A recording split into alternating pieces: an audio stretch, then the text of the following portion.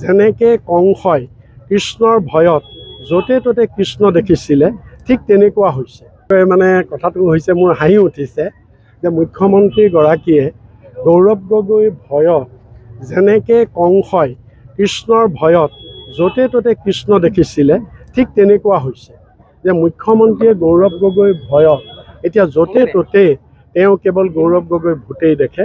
তেওঁ মানসিক ভাৰসাম্য হেৰুৱাইছে আৰু হেৰুৱাটো স্বাভাৱিক, কাৰণ যিজন মুখ্যমন্ত্ৰীয়ে নিজে কয় মই বলীয়া কুকুৰ, মোক নোজোকাবা মই কামুৰি দিম, মই বলীয়া কুকুৰ, এজন সুস্থ মানুহে কেতিয়াও নিজকে বলীয়া কুকুৰ বুলি ক'ব নোৱাৰে।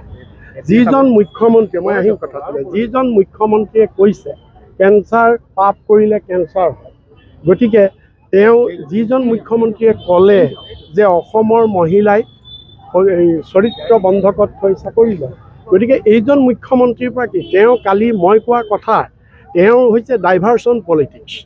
তেওঁ মূল কথা মই যে কালি প্ৰেছ কনফাৰেন্সত ইমানবিলাক 4টা চেপ্টাৰত প্ৰশ্ন সুধিলোঁ তাৰতো তেওঁ এটা উত্তৰ দিব নোৱাৰিলে। তেওঁ হিম্মত আছে বুলি তেওঁ সেইবিলাকৰ উত্তৰ দিয়ক। তেওঁ এইটো উত্তৰ দিয়ক, গৌৰৱ গগৈ আৰু এলিজাবেথৰ ফটো, পাৰ্লিয়ামেণ্টৰ সন্মুখৰ ফটো আটাৰী বৰ্ডাৰত নি তেওঁ কিয় এডিট কৰিছিল তাৰ জবাবটো তেওঁ দিয়কচোন। তেওঁ সেইটোতো দিব পৰা নাই।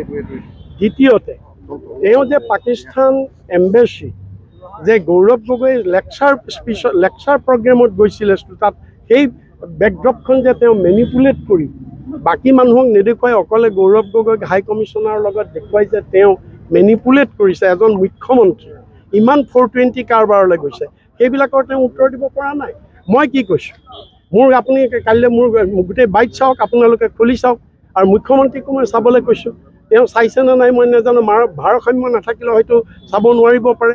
মই কৈছোঁ প্ৰথম মুখ্যমন্ত্ৰীয়ে কৈছিল যে গৌৰৱ গগৈৰ পত্নীয়ে পাকিস্তানত NGO কাম কৰে, পাকিস্তান চৰকাৰৰ পৰা দৰমহা লৈছে, আৰু তাৰ প্ৰত্যুত্তৰত মই কৈছোঁ যদি বিধিসন্মতভাৱে ল অফ দি কাণ্ট্ৰি, যদি আইনসংগতভাৱে যদি তাত তেওঁ চাকৰি কৰি দৰমহা লৈছে, সেইটো কোনো তাত ক'বলগীয়া একো নাই। কাৰণ কিয় যে ভাৰতৰ বহুত মানুহ পাকিস্তানত চাকৰি বাকৰি কৰি আছে, পাকিস্তানৰ বহুত মানুহ ভাৰতত চাকৰি বাকৰি। প্ৰসংগত অজিত ডোভালৰ ল'ৰাৰ কথা আনিছোঁ, মই তাৰ প্ৰসংগত জয়শংকৰৰ ল'ৰাৰ কথা আনিছোঁ।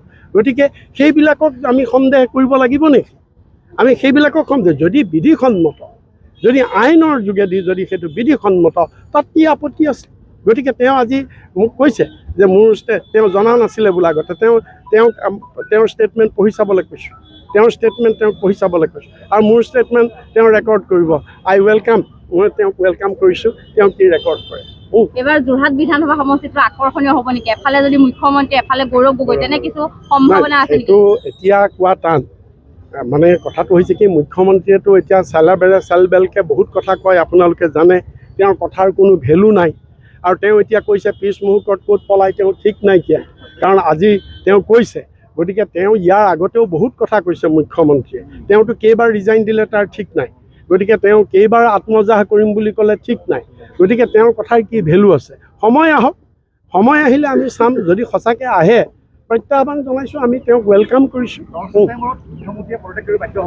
কি ক'লে? মুখ্যমন্ত্ৰীয়ে পদত্যাগ কৰে নে কোনে পদত্যাগ কৰে সেইটো মই আজি ক'ব নোৱাৰোঁ, কিন্তু এইটো কথা ঠিক যে মুখ্যমন্ত্ৰীয়ে এই যি দম্ভ মাৰি আছে তেওঁৰ দৰ্প চূৰ্ণ হ'ব। তেওঁ যে এজন যে মিছলীয়া 420 বুলি তেওঁ প্ৰমাণিত হ'ব।